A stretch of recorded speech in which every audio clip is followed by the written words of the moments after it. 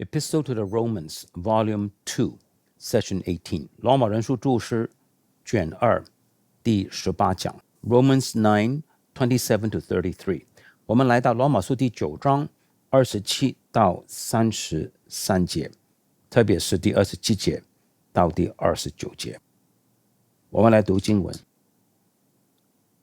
罗马书第9章从第27节，我们读新译本。以赛亚指着以色列人大声说，以色列子孙的数目虽然多于如海沙，得救的不过是剩下的余数，因为主必在地上迅速而彻底的成就他的话。又如以赛亚早已说过的，如果不是万军之主给我们存留后裔，我们早就像所多玛和俄摩拉一样了。第30节，既是这样，我们还有什么可说的呢？那不追求义的外族人却得了义，就是因信而得的义。但以色列人追求律法的义，原文做义的律法，却达不到律法的要求。这是什么缘故呢？因为他们不凭信心，只靠行为。他们绊倒在那绊脚石上，正如经上所说，看啊，我在西安放了一块绊脚石，是绊倒人的磐石，信靠他的人必不致失望。现在来看第27到29节。In the two preceding verses, the call of the Gentiles have been supported by and represented as the fulfillment of Old Testament promises. 那前面的2节就是第9章25和26节。上帝呼召外邦人，这个有旧约圣经的应许支持和证明的。外邦人蒙召就是旧约经文的应验。In these three verses, 现在来到27到29，在这3节里面呢， the Isaianic witness is adduced to confirm Paul's thesis that the covenant promise did not contemplate or guarantee the salvation of all ethnic Israel. 保罗用以赛亚的见证来再次证实他的论点，就是在上帝约里面的应许并没有涵盖，也不保证以色列整个民族会得救的。This is the proposition with which Paul began. 这个就是保罗用这个概念来开始这段经文。They are not all Israel that are of Israel. Verse 60, 第6节，属于以色列民的不都是以色列。It is the thesis implicit in the statement of verse 24, not from the Jews only. 这个论点呢，在第24节也有暗示的，就是不都是出于犹太人。If all Jews were ipso facto heirs of the promise, this form of statement, identical with also of the Gentiles and coordinated with it, could not be used. 假如所有以色列人自动都成为应许的后嗣，保罗就不可能说也是外邦人的，与以色列人等同和相配，保罗就不能这样说了。The apostle is showing now from the Old Testament that prophecy itself had spoken of the remnant and of the seed as those to whom salvation belonged and apart from whom the nation would have suffered the destruction of Sodom. 保罗现在从旧约圣经指出，先知的预言是指余民 remnant 和后裔 seed， 救恩是属于他们的。若不是因为他们，以色列必定好像所多玛一样被毁灭。Verses 27 and 28 are taken from Isaiah 10, 22 and 23. 第27和第28节呢，是来自以赛亚书第10章22和23节。我们读新译本，以赛亚书第10章22到23节。以色列啊，你的人民虽然像海沙那样多，却只有剩余的人可以归回，因为灭绝的事已经定了，公义必如洪水泛滥。主万军之耶和华必在全地之中做成已定的毁灭之事。This passage occurs in the context of the Lord's indignation executed upon Israel through the instrumentality of Assyria as the rod of God's anger and the staff of his indignation, referred to Isaiah 10:5. 以赛亚说，这段经文的处境就是上帝向以色列倾倒愤怒，他用亚述作为器皿，作为上帝愤怒的杖。参考以赛亚书第10章的第5节。亚述是我怒气的棍，手中拿我恼恨的杖。新译本，亚述啊，我怒气的棍子有祸了，他们手中拿着我愤怒的杖。From the desolation, only a remnant of Israel would escape. 以色列中只有余民剩余的人民逃脱毁灭。This is spoken of as the return of the remnant of Jacob unto the mighty God, verse 21. 这个就是雅各的余民回归到全能上帝那里的。参考第21节。Paul's quotation follows the Greek version with some modification and contraction. 保罗所引用的是希腊文翻译本做了一点的修改和缩短。In verse 22, 在22节 he changes the people of Israel to the number of children of Israel. 在第22节呢，他把以色列民修改成以色列儿女的人数 number of children of Israel. And verse 23 he condenses. 在第23节他把经文缩短了。These adaptations do not interfere with the sense. 这些的修改并没有影响经文原文的意思。In all cases, as Philippi says, 经文的基本的意思是 The fundamental thought is still this, that in the destruction of Israel and the salvation merely of a holy remnant, a divine judicial punishment is carried out. 上帝借着毁灭以色列而只拯救圣洁的渔民，执行了一个法律上的惩罚。Here again, Paul finds in escape from the Assyrian conquest an example of God's government of Israel as it applies to the actual situation with which he is dealing. 这里我们再次看到保罗在以色列就是渔民逃脱亚述的征服这件事情上，是表明上帝怎么样统治以色列民的，他的统治 government 是包含了他如何处理具体的情况的。This scripture demonstrates, 这段经文就显出 that God's promises do not pertain to the mass of Israel, but are fulfilled in a remnant. 上帝诸般的应许不是指以色列全民，乃是在渔民身上实现的。The main thought of verse 28 is the efficacy with which God accomplishes his word and the decree of which the word is utterance. 第28节主要的意思是上帝大能有效地实现他的话和他的谕旨，他的话是说出他的谕旨的。我们再读一次第27、28节。27节是说，以赛亚指着以色列人喊着说，以色列人虽多如海沙，得救的不过是剩下的余数。28节是说，因为主要在世上施行他的话，叫他的话都成全，速速的完结。和合本，因为主必在地上迅速而彻底的成就他的话。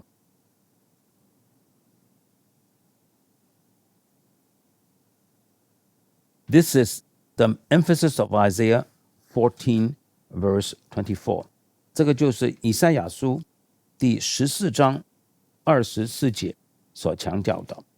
Surely as I have thought, so shall it come to pass, and as I have purposed, so shall it stand。 以赛亚书第14章第24节，万军之耶和华启示说，我怎样思想，必照样成就；我怎样定义，必照样成立。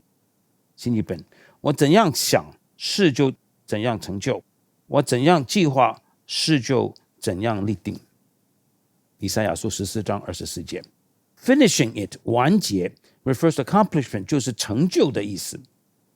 Cutting it short 缩短速速 is to the expeditious dispatch with which the accomplishment takes place 是指成就实现是如何果断的迅速的做成的。The reference in Isaiah chapter 10 verses 22b and 23 is to the thoroughness and the dispatch with which God's punitive judgment will be executed。 以赛亚书第10章22节下和23节是指上帝执行他的惩罚是如何的彻底，如何的迅速或者果断的。Also， 另外 So widespread will be the destruction that only a remnant will escape。 毁灭是那么的广泛性的，只有一群渔民逃脱。 This same emphasis should be understood in the Apostles' quotation。 所以当保罗引用经文的时候，我们也必须看到同样的侧重点。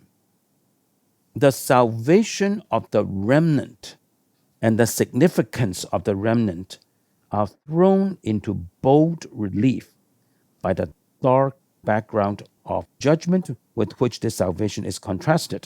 Refer to Amos chapter 3, verse 12. 渔民的得救和渔民的重要性，特别是从审判这个背景而显出。审判和救恩是相对照的。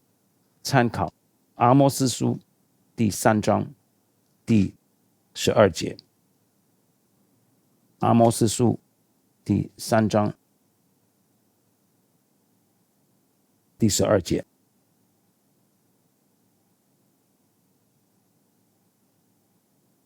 耶和华如此说：牧人怎样从狮子口中抢回2条羊腿或者半个耳朵，住撒玛利亚的以色列人躺卧在床脚上，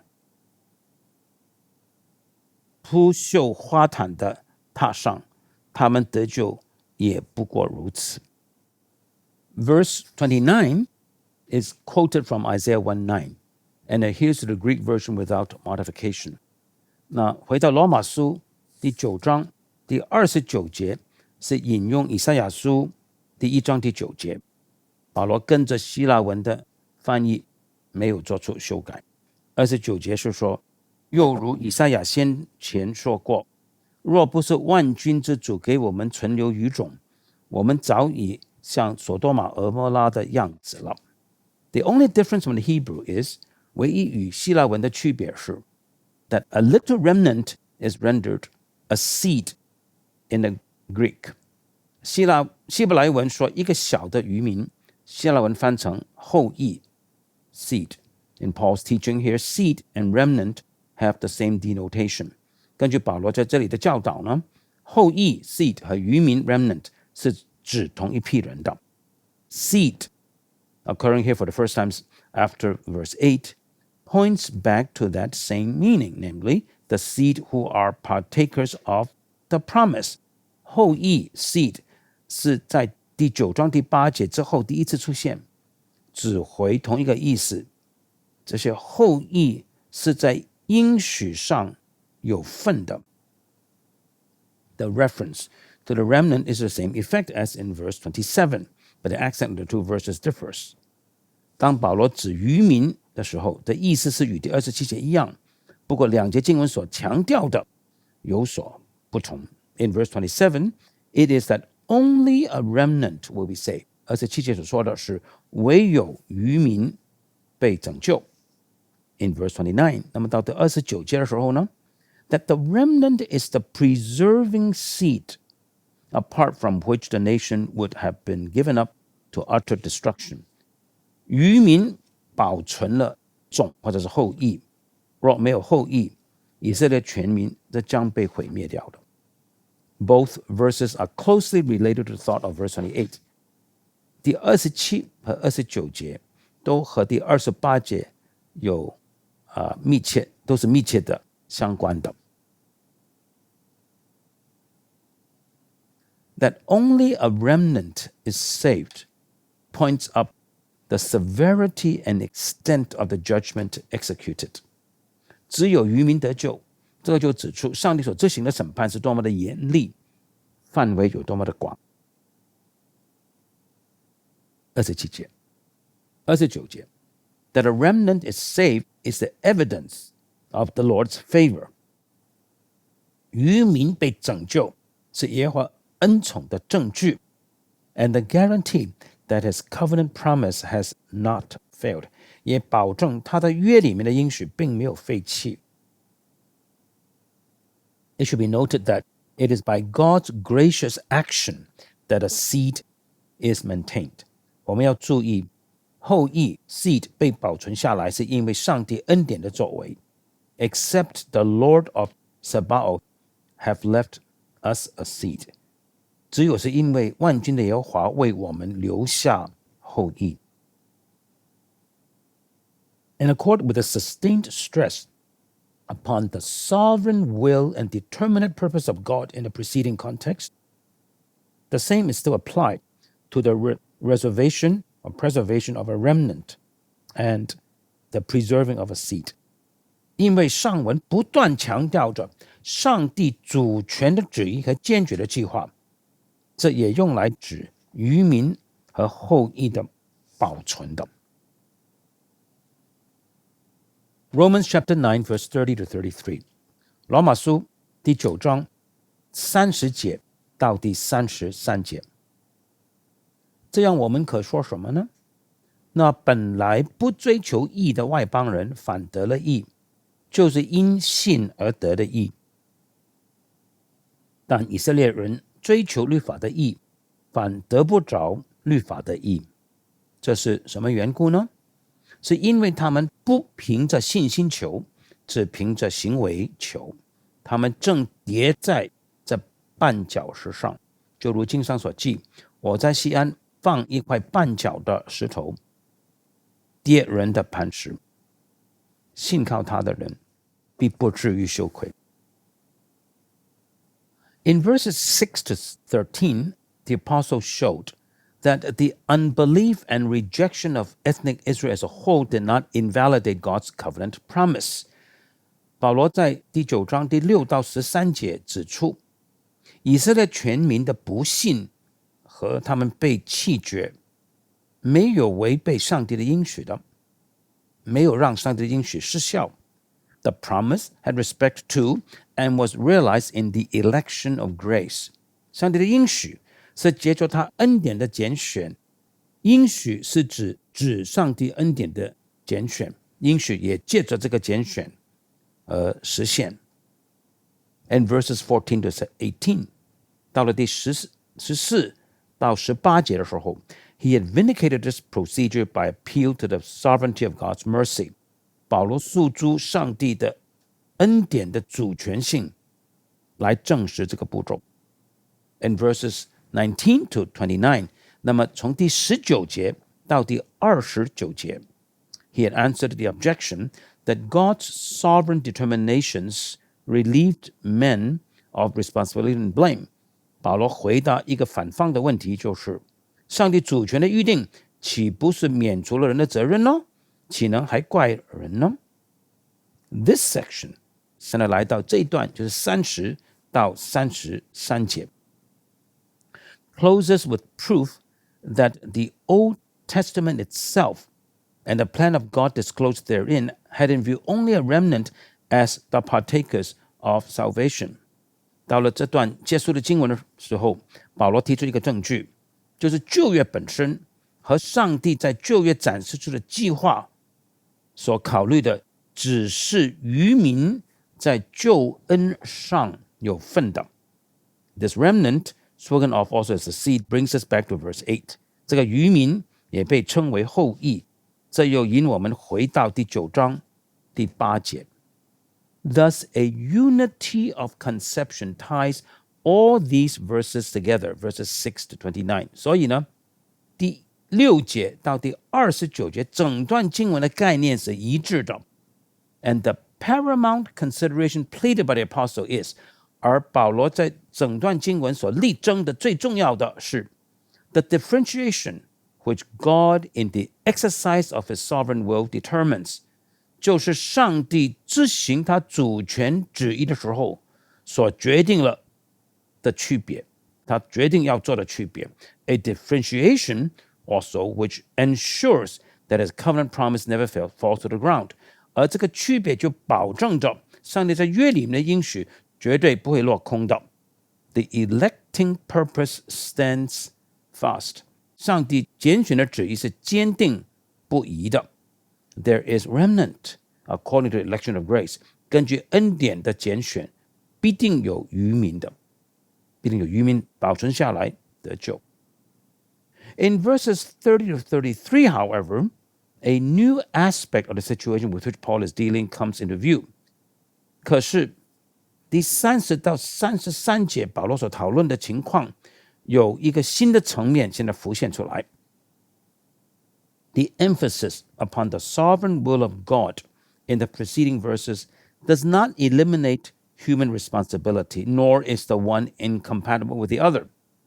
前几节强调上帝的主权的，这个并不排除人的责任，两者也不彼此矛盾。It is not as if God's sovereign will runs athwart all that obtains in the sphere of human will and action. 上帝的主权的旨意并没有拦阻人的意志和行动。The case is rather that what occurs in the one realm is correlative with what occurs in the other. 反之，在一个领域发生的事，在另外一个领域所发生的事是相互依存的。Not because the human will governs and determines God's will, but because God's will is concerned with men. Therefore, there is a correspondence between what God wills and what men subjectively are. 不是说因为人的意志掌管万事，决定上帝的旨意，不是的，乃是说既然上帝的旨意是关乎人的事，所以上帝所意指的和人主观的状态是相关的。Verses 30 to 33, it is with the latter that Paul deals in verses 30 to 33. 而在第30到33节，保罗所讨论的是后者。What shall we say then? 那么我们该怎么说呢？ It's the same form of question as in verse 14. 就和第14节的问题的说法是一样的。参考第3章第5节、第4章第1节、第6章第1节、第7章第7节、第8章31节。It scarcely agrees with the construction of the whole passage to regard what follows as anything else than the direct answer to this question. 若认为下文不是直接回答这个问题，那么就完全忽略了整段经文的构造。所以33节是回答，那么我们可以说什么呢？ The question arises in connection with the unbelief of Israel so much in the forefront in verses 1 to 3. 以色列的不信是第1到第3节所显明的，这里的问题的出现是与这个不信有关的。But alongside this unbelief, there's also the faith of the Gentiles. 但是与这个不信的同时，外邦人信了。25到26节 This diversity provokes the question. 这个分歧就引发出一个问题 What are we to make of it? 我们该如何看？我们下次继续来看保罗怎么回答这个问题。